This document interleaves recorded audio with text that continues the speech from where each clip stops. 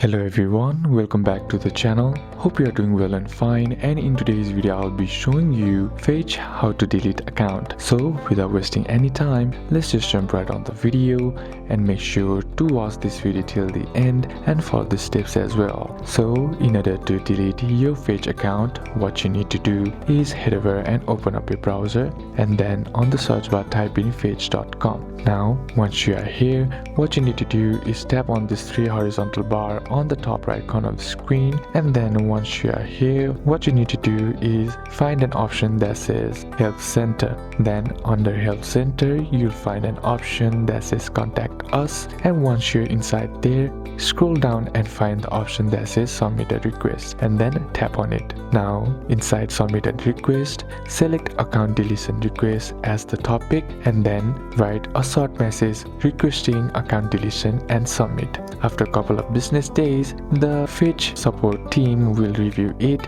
and then give you the detailed instructions to successfully delete your account. So these are a couple of steps that you can apply, and that's it for today's video guys. Hope this video was useful to you. Leave a like if it did, comment down any questions that you have, and see you soon in the next one.